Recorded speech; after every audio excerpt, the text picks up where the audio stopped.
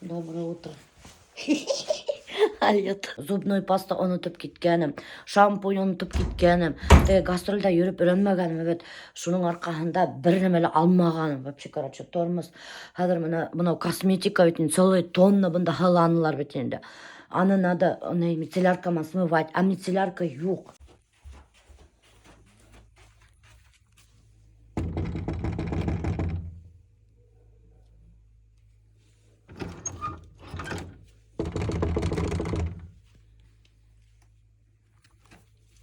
Физалия. Физалия. Физалия. Мицелляркаң бар ма? Бери, пожалуйста, ана. Бабы, здесь бумага башка. Юрий Микель, все естественно должно быть. Давай, юхун тудым. А эти тампоны тоже нету. Неменде тампон мен кудайм. Ой, рахмат. Хәр әпкелеп кеттермен. Хәзер түгел. Хәзер түгел, юктаймы? Чуть-чуть. Вообще бит юнсыган. Как будто теге, білмеймін, запойдан сыққаным, міне шешінген, юнсынған. Это все из-за косметики и то, что үйде юқтамағанға поход делают. Сразу же морщины появились.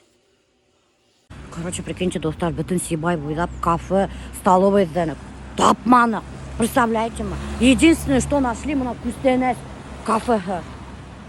Жунда хотя бы суши болғала ашап сағалым завтракка. Кто ел суши на завтрак, как мы? Это мой завтрак.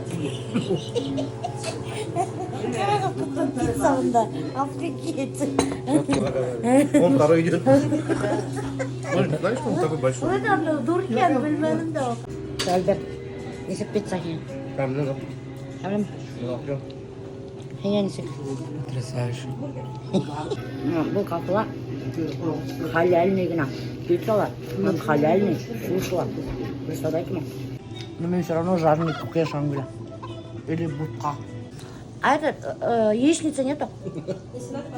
Да? Нифига себе, прикиньте, тут даже кукежа теперь рядом, да. Все есть. Что такое страшное? Офигеть, меня антиклар с шишинганом, нахуй. Это у меня там гастроли вреет, это. И воздух Сибая.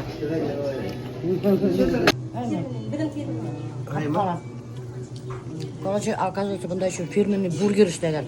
Para төсте, представляете ли? Короче, завтракать да. И кетебіз на экскурсию по городу Сибай. Это Рейнальдың идея болды, между прочим. Хадыр ғанайбыз да ты. Здесь половина, так, суши, 24 штуки. Венера, мы все посчитали. Біздің пицца 5 штук қалды кетек. Сушиларды тоже ғананы. 2 бургера еще.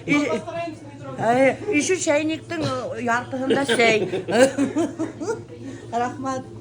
Короче, Духтар, мы сегодня выступаем в городе Сибай. Сибай вообще самый маленький такой уютненький, красивенький городок республики Башкортостан. В основном бында яшәйләр башкорттар. Нык такой дәртле, кыю башкорттар яшәйләр.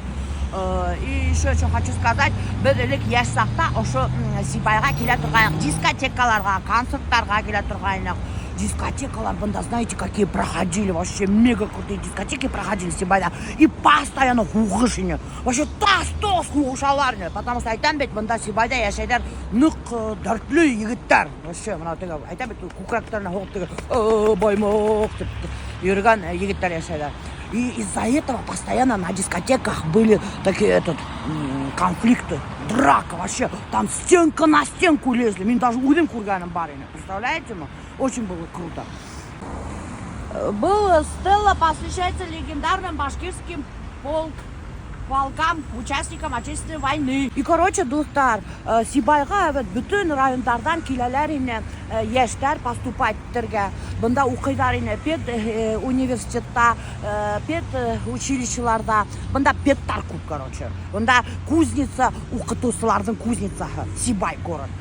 И мен даже бында приезжала и поступала в педколледж.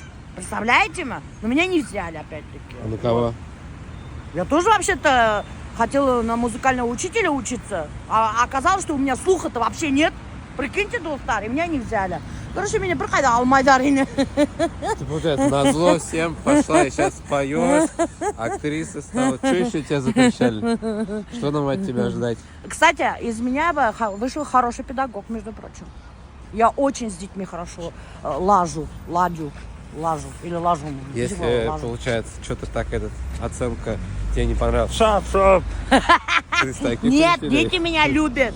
Я умею мотивировать людей, между прочим. Я еще тот мотиватор. Балалар вообще в восторге от меня, между прочим. Короче, достар, прикиньте, еще банда тура холодильник, прямо санаторийда. И банда мана лечебный, настоящий баймакский кумыс. Сила кочевников. Хаталар, между прочим. 150. Бутылка. Ой, ничего себе, блин, атака, потому что был аттың напиток. Держите, дайте что-нибудь. Ладно, где саптыртмана? Это ваша открывашка такая. Блин, я боюсь вот эту крышку шартага. Достар, вот хумысман шутки плохие. Вообще он ных аккуратно асыргарак. Потому что он может шарттарға. У нас даже был такой случай, Альберт менен газельда кетип барайык и решили кумысты алып эсерге. Асып берген бір заман тиги шарттанылар, виз газельдин ичине ушай саптыра баштаны, прикиньте. И виз газель в кумысе был. Баймакта прямо город Баймакта сыккан. Настоящий баймакский кумыс.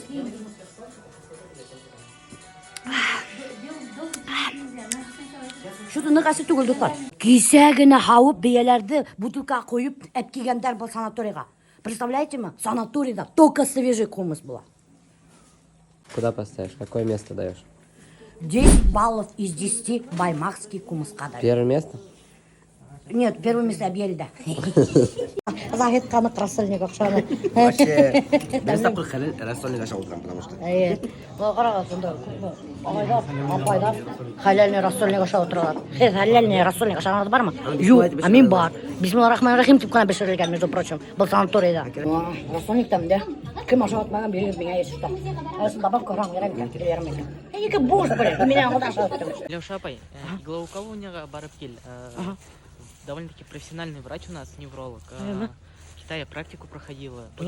Курирует 2 программы на восстановление после инсульта и здорового сердца.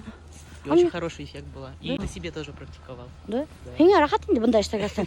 Постоянно иглоукалыванияга йөрөйһең инде, пиявкаларга каныңды татартып. Рахаттан тик йөрөйһең. Ай, кызлар булышы. Ул башы как в малине бунда йөрөй. Малина арасында йөрөй безнең зам директоры. Зам директоры Азамат. Яшигит, кстати, калеш алма. Ух ты. По-европейски. Все. Да, так.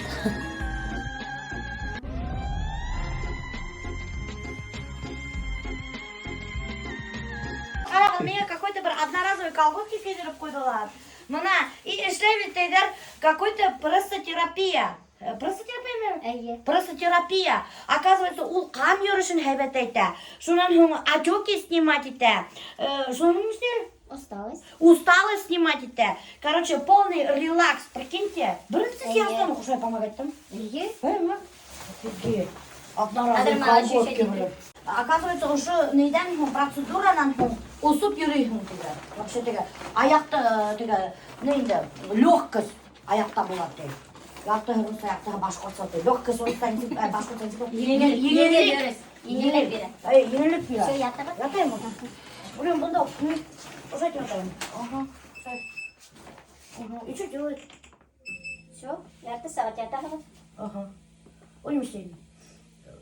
Массаж эшләйк, Правильно. Ну, короче, лимфодренаж эшләйк. Лимфодренаж, оказывается, достар. Мына ошо аппарат. Лимфодренажный итик.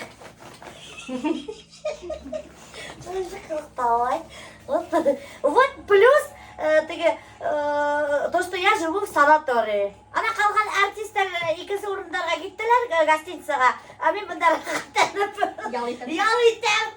Концерт алдынан. была в Дубае в 97 году, потом второй раз вернулась в 2007 году. За 10 лет так изменились Арабские Эмираты. Это небо и земля, что было в 97 году и что в 2007 году.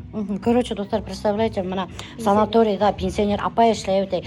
Мен гомердә лә Дубайда әле булмаган. Мына Азамат вообще за границей булмаган. Ә менә пенсионер апай, ну, бухгалтер. Уже әллә мәртәбә в Эмиратах булган. Әллә кайда ял иткән. Прикиньте. Сколько у вас зарплата, если не секрет? Еще телефоныңызды күрәттегез әле. Айфон тотып алган ишетмә, представляете ме? Последний айфон. Нет, во-первых, я всю жизнь работала главным бухгалтером, а главный бухгалтер получает прилично. Это же не обязательно много зарабатывать, чтобы ехать за границу. Да, вот правильно сказали, вот именно. Нужно все спускать в унитаз, а нужно ездить для расширения кругозора. Это же по-разному нужно жить. Да, И поэтому я не считаю, что нужно обязательно богатым, чтобы куда-то ехать. Здесь представлен обновленный яблоневый сад, а здесь вот получается деревья наши постарше. Летом у нас очень много яблок, и вот из этих яблок точнее, да, плодов, наши повара для отдыхающих компоты варят, прям отдыхающим очень окшай. Ну, конечно, Нравится. окшай. Это же из своих яблок, то есть, они покупные. Прикиньте, достар, даже санаторийда үзләренең алмаларынан компот эшләйләр.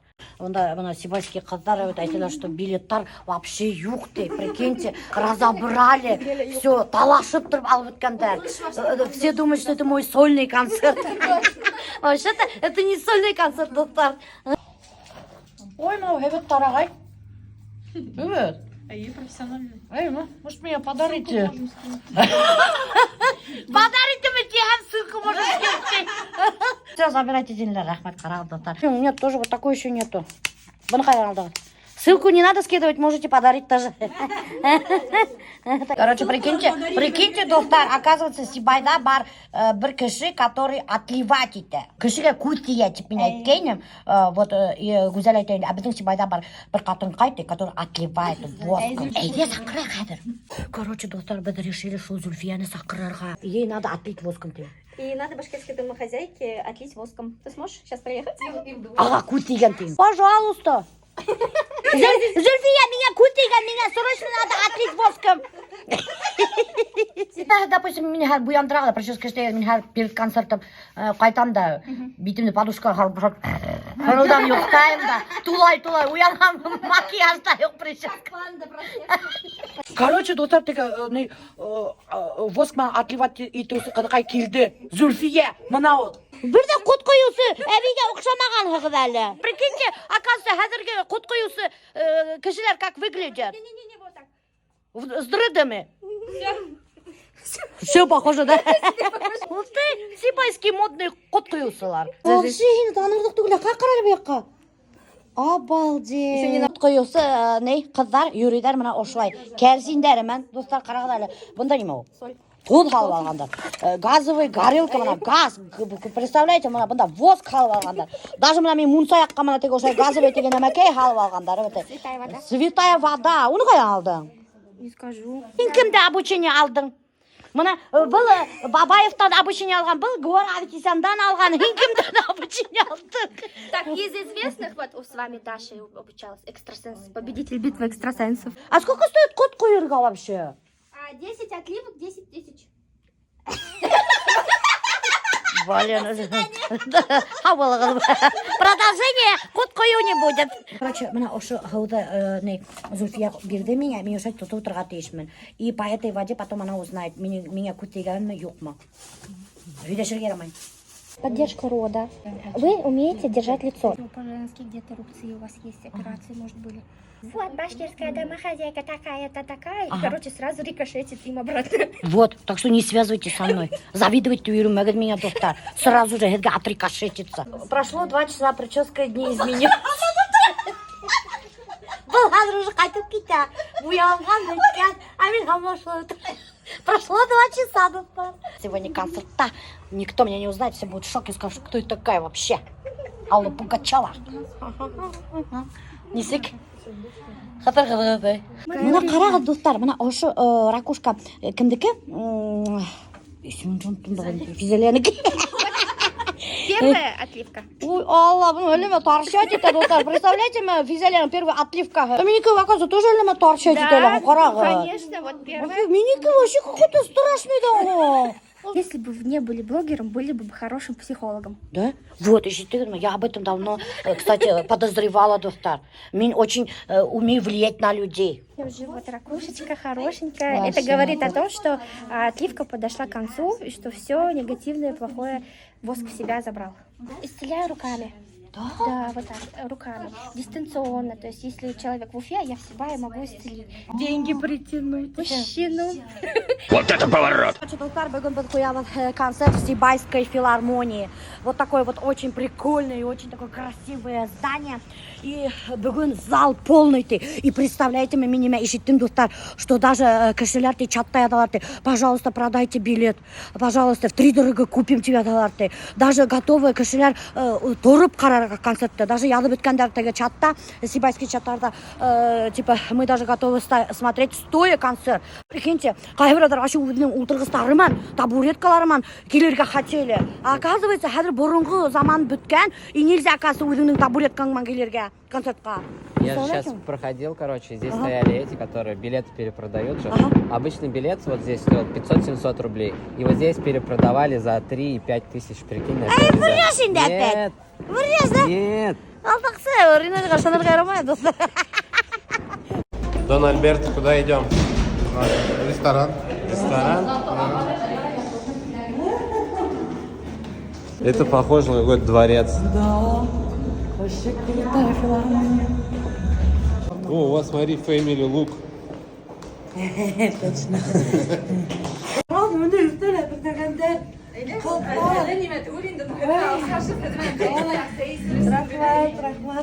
Фирменная своя. А рассольник есть? Халимулин Юнир Мунирович, ол бізге артист, трубач, ол Монсеррат Кабале менен бир командала иштеп, гомер бою ушул Мадридте, Испанияда яшеген әйе. Әйме, кеше бұнда көшіп келген Сибайға. Ол Сибайда, ол коренной Сибай, әйе. Шуңа хәзер үзенең теге халыгы өчен концертларда безнең командалар шул выступление. Мына Сибайский филармонияның директоры нык патриот екен, оказывается. Монсеррат Кабале дегенне нык уговаривать еткен. Қал, мен көбірек зарплата төлеймін. Давай, надо здесь в Испании живите бенде. Он все равно Сибайстарды уйдап, Сибай его тянул прямо как магнит. Патриот болғас, қайтып кеткен. И бұнда хәзір нормальный зарплатаға істәвірей. Монсеррат Кабале бұнда келгені жоқ ма? Что мне, блин, уфал. Қалай оят бұл. Шуға қайтты міне. Оказывается, достар, Монсеррат Кабале өлген екен. Қафы етеген, блин. Мен білмеймін, честно. Монсеррат Кабале өлген да, и шунан, оказывается, мына Сибайский филармонияның директоры қайтқан. Қоймақ даже қойғандар, қыздар, өздері, представляете, именно достар, даже мына тирамисуны қыздар әйіміна бешірген, представляете ма? Бухгалтер бешірген, мынауны, прикиньте, достар. Это надо каким быть бухгалтером, чтобы такое печь? Я в шоке просто.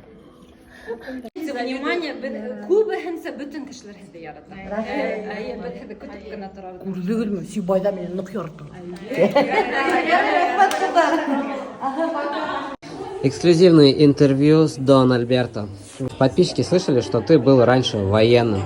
Какое у тебя было звание? Прапорщик. Вот скучаешь по этим временам? По армии? И да, и нет. Да? Общаешься со служивцами? Да, совсем. В строительство ты из-за чего ушел? Мне Казахида вот это очень интересно было посмотреть что-то новое, поэтому Барютизагане меня туда затянуло просто, как воронкой. Можно ли сказать, что строительство для тебя то же самое, как творчество блога для Милявши? Да, да. Каждый Инутизагане, каждый новый дом, это новые эмоции, новые нивитинга, все по-новому. Вот. Кадр. Другие проекты думаем, домов. По-любому, когда проезжаешь, говоришь, вот это я строил. Да, думаешь, да. Классно. Представляете, человек мечтает попасть на Байкал. Давайте спросим, вот почему? Хочу омуля поймать, хоть раз в жизни. Очень самая вкусная рыба. Вот сколько не ел, Я думаю, вкуснее рыбы, наверное, жирнее даже нет. У тебя, ну, ты иногда, конечно, на рыбалке бываешь. Вот самый твой хороший улов, вот самым весом, что больше ловил? Щуку ловил. Щуку? Ну, не больше 3 килограммов, больше не ловил. Но меня не ведет крупногабаритными. Прикиньте, достар, кімді мұнда осыраттым? Гүлназ Исламгулованы. Біз Гүлназмен бірге оқынып, техникум культурала, сәлтамақта. Халилда бірге өстік, бірге Ей, ей, анағын ұжылымды. Ой, бұнда жүрегім. Бәді мен мұнда ішлейін дейді. Бұнда іштейм? Ну, конечно. Вот представляете, несе группала, несе киши, почти гутыл киши, и мына единственный кем мына Гүлназ ішлей. Өзінің профессияға бойынша, вообще интересно өте. Қалғандар то повар, то инженер, то әлегін болып өттілер. Юрист даже полицияға кеттілер. Өте. Неше мені сақырманы қылың? Ким? Хазека. Короче, достар, представляете, менің однокурсниктар сәлтамақта оқыған, бірге осырашқандар да мені сақырмағандар. Я в шоке вообще. Мен то, что оқып бітмәгәнім, хізіммен бірге, это не говорит о том, что мені ұнытырға. Достар, сіз білгілер келемін, менің какая кличка была, когда я училась в техникуме культуры в городе Стальтамак. Нендей кличка не Гүлназ? Махмуд. Да. И почему менің Махмуд не кличка? Білмеймін, неше пилі Махмуд. Потому что, достар, мені егіттер Махмуд деп ертеләне, потому что мен выглядела как егит. Сәсім қысқа бола тұрған. Мен постоянно сәсім қысқа ғайне. Мен постоянно ходила в джинсах и в трико, и в футболке. Мен даже шунда, оқығанда шулай юрий тұрған. И все в основном принимали меня за мальчика. И у меня повадки были мальчишеские. И шуға меня Махмуд деп құштылар зақым. Хей Милеуша түгіл, хей Махмуд дейінлер. Прикиньте? Да? Теперь вы знаете, у меня в школе была кличка Башмак, а в техникуме была Махмуд. Мен бір мәрі почему-то қарап әттім да кішкене клиптарын и ойлаймын, блин, вот бы клип түсірген. Менің идея келді, как будто мен деген толстый русалка. Ятам тегі яр бойында химик. Мен ойлаймын, мен неше русалкалар бүтәлі матур. Бұлға не іштен, какой-то бір убийственный, башқот русалка. Это что за дискриминация? Бүтін русалкалар ябық матур. Мне там не должно быть, я хочу быть толстой русалкой. И Рустам ағай обязательно звонит мне там. Рустам ағай, меня ерғалып берген, я хочу быть толстой русалкой демейтін. И ты мне какой-то бір странный ерғалған қап. Мен башта вообще, конечно, аңдамадым, но прикольно ер.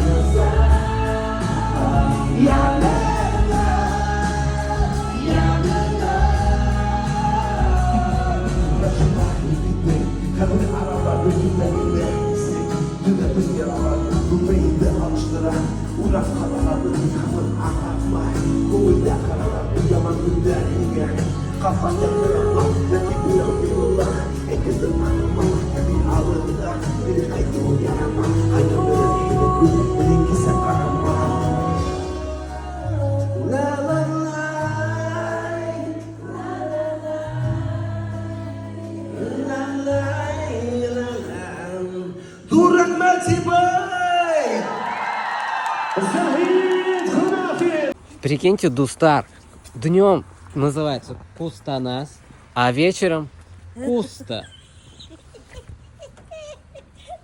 Сейчас посмотрим, что изменилось в меню.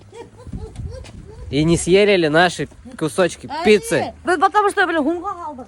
Пробуем черный бургер.